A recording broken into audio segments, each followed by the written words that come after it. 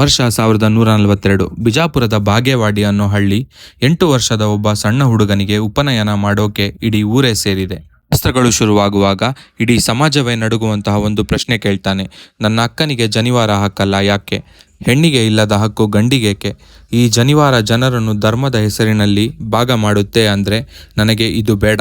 ಜನಿವಾರವನ್ನು ಕಿತ್ತೆಸೆದು ಕೇವಲ 8ನೇ ವಯಸ್ಸಿಗೆ ಲಿಂಗ ಸಮಾನತೆಗಾಗಿ ಮನೆ ಬಿಟ್ಟು ನಡೆದ ಆ ಬಾಲಕನೇ ಮುಂದೆ ಬಸವಣ್ಣನಾದರು. ಮನೆಯಿಂದ ಹೊರಟ ಬಸವಣ್ಣ ಕೂಡಲ ಸಂಗಮಕ್ಕೆ ಬಂದು ವೇದ ಉಪನಿಷತ್ಗಳು ಆಳವಾಗಿ ಓದುತ್ತಾರೆ. ಅವರಿಗೆ ಒಂದು ವಿಷಯ ಸ್ಪಷ್ಟವಾಗಿ ಅರ್ಥವಾಗುತ್ತೆ. ಕೇವಲ ಜ್ಞಾನದಿಂದ ಸಮಾಜ ಬದಲಾಗುವುದಿಲ್ಲ, ಅದಕ್ಕೆ ಬದಲಾವಣೆ ತರುವ ಅಧಿಕಾರವೂ ಬೇಕು. ಕಲ್ಯಾಣದ ಕಲ್ಲೂರಿ ರಾಜ್ಯ ಬಿಜ್ಜಳನ ಅರಮನೆಗೆ ಒಬ್ಬ ಸಾಮಾನ್ಯ ಅಕೌಂಟೆಂಟ್ ಆಗಿ ಸೇರಿದ ಬಸವಣ್ಣ ತನ್ನ ಅಪ್ರತಿಮ ಬುದ್ಧಿವಂತಿಕೆ ಮತ್ತು ಪ್ರಾಮಾಣಿಕತೆಯಿಂದ ಅದೇ ರಾಜ್ಯದ ಮಹಾ ಪ್ರಧಾನ ಮಂತ್ರಿ ಆಗ್ತಾರೆ. ಆದರೆ ಅಧಿಕಾರ ಸಿಕ್ಕಾಗ ಅವರು ಅಹಂಕಾರ ಪಡಲಿಲ್ಲ. ಪ್ರತಿಯೊಬ್ಬ ಸಾಮಾನ್ಯ ಪ್ರಜೆಯ ಕಣ್ಣೀರು ಒರೆಸಿದರು.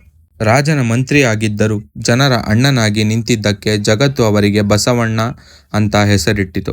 ಪ್ರಧಾನಿಯಾದ ಮೇಲೆ ಬಸವಣ್ಣ ಇಡೀ ವಿಶ್ವವೇ ಬೆರಗಾಗುವಂತಹ ಕ್ರಾಂತಿ ಮಾಡ್ತಾರೆ. ಇಂಗ್ಲೆಂಡ್ನ ಪಾರ್ಲಿಮೆಂಟ್ಗಿಂತ 100 ವರ್ಷಗಳ ಮೊದಲೇ ಜಗತ್ತಿನ ಮೊದಲ ಪ್ರಜಾಪ್ರಭುತ್ವ ಸಂಸತ್ತನ್ನು ಬಸವಣ್ಣ ಕಲ್ಯಾಣದಲ್ಲಿ ಕಟ್ಟಿದ್ರು.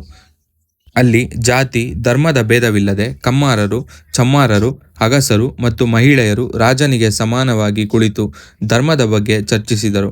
ದೇವಸ್ಥಾನದ ಒಳಗೆ ಶೂದ್ರರಿಗೆ ಮತ್ತು ಮಹಿಳೆಯರಿಗೆ ಪ್ರವೇಶವಿರಲಿಲ್ಲ. ಸಂಸ್ಕೃತ ಕೇವಲ ಕೆಲವರಿಗೆ ಸೀಮಿತವಾಗಿತ್ತು. ಬಸವಣ್ಣ ಧರ್ಮವನ್ನು ಸಾಮಾನ್ಯ ಜನರ ಭಾಷೆಯಾದ ಕನ್ನಡಕ್ಕೆ ತಂದರು. ಸರಳ ವಚನಗಳ ಮೂಲಕ ಮೂಢನಂಬಿಕೆಗಳ ಬೆನ್ನೆಲುಬು ಮುರಿದರು.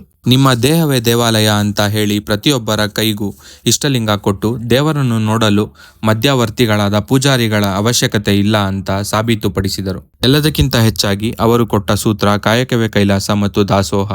ಅರಮನೆಯ ವೈಭೋಗಕ್ಕಿಂತ ಶ್ರಮಜೀವಿಯ ಬೆವರಿನ ಹನಿಯೇ ಶ್ರೇಷ್ಠ ಅಂತ ಸಾರಿದ ಮಹಾಮಾನವತಾವಾದಿ ನಮ್ಮ ಬಸವಣ್ಣ. ಇಂದು ಪ್ರಜಾಪ್ರಭುತ್ವ, ಮಾನವ ಹಕ್ಕುಗಳು ಮತ್ತು ಮಹಿಳಾ ಸ್ವಾತಂತ್ರ್ಯದ ಬಗ್ಗೆ ಜಗತ್ತು ಮಾತನಾಡುತ್ತಿದ್ದರೆ ಅದಕ್ಕೆ 12ನೇ ಶತಮಾನದಲ್ಲೇ ಅಡಿಪಾಯ ಹಾಕಿದವರು ನಮ್ಮ ಹೆಮ್ಮೆಯ ಕನ್ನಡಿಗ ಜಗದ್ಗುರು ಬಸವಣ್ಣನವರು.